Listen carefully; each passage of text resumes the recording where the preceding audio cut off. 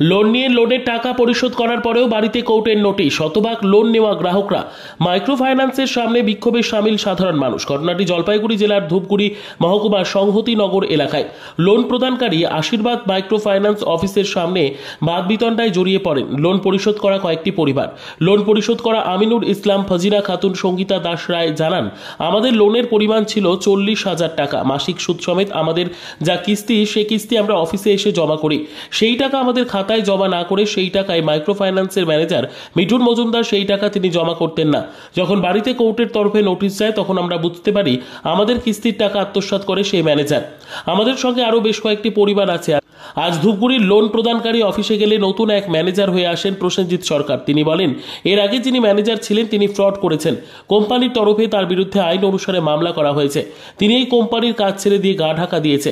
শতাধিক পরিবার এরকম আছেন, তারা অফিসে আসে এবং আমি তা জানতে পারি। পরবর্তীতে থানায় লিখিতভাবে অভিযোগ জানাবেন বলে জানিয়েছেন লোন পরিশোধ করা গ্রাহকরা। সমস্যা হচ্ছে গত 24 সালে আর কি এপ্রিল মাসে আমি লোনটা ক্লোজ করে দিয়েছিলাম। 34,100 কত টাকা যেন আমি দিয়েছিলাম অমিত শুক্লাকে, ম্যানেজার ছিল। তো এখনও পর্যন্ত আমাকে দেখাচ্ছে, মেসেজ আসতেছে যে আমি নাকি লোন ক্লোজ করি নাই। ফোন করতেছে অফিস থেকে, লোন কিস্তির টাকা দেন। এখানে এসে 1 বছর থেকে এখানে ঘুরতে এখান থেকে বলতেছে এখান থেকে যে বলতেছে, যখন আসছিলাম তখন এক ম্যানেজার ছিল, বলতেছে দিদি ঠিক আছে সময় লাগবে 2 মাস 3 মাস পরে আসে আমরা করে দেবো। আবার আসছে, আবার দেখি অন্য এক ম্যানেজার। আবার আপনারা যে কিস্তির টাকা দিতেন, আপনারা কোনো রসিদ দিত না তার বিনিময়ে?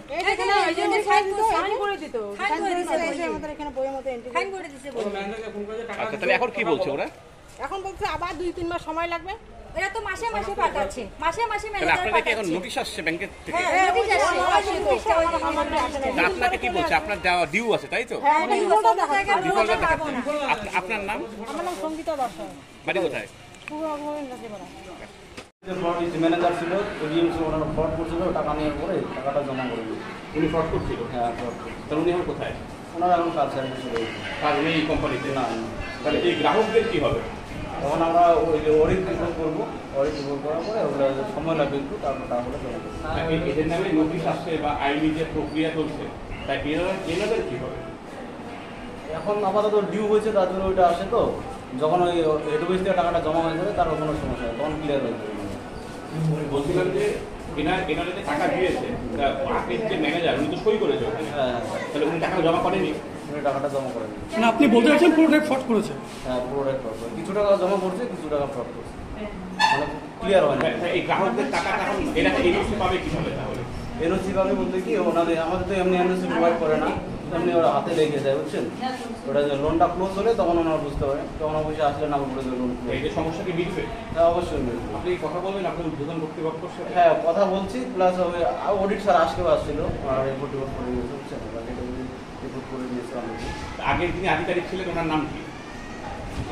এর আগে যিনি ম্যানেজার ছিলেন? ম্যানেজার ছিল মিঠুন মজুমদার। উনি কোথায় বাড়ি ওনার? ওনার বাড়ি দিনহাটা। তো ওনার বিরুদ্ধে ব্যবস্থা নিয়েছেন আপনারা? ওনার বিরুদ্ধে ব্যবস্থা হ্যাঁ, নিয়েছেন? ব্যবস্থা ওনার কেস হয়েছে, ওনার নামে কেস হয়ে গেছে। অলরেডি পুলিশ আসছিল, আজকে আসছিল। প্রায় কত টাকা শর্ট করলো হিসাব আছে কোনো? হিসাব আমি তো আসি নতুন, আমি সঠিকটা বলতে পারলাম না। উনি কি এখন কোম্পানিতে আছে? না, উনি বাদ দিয়েছে।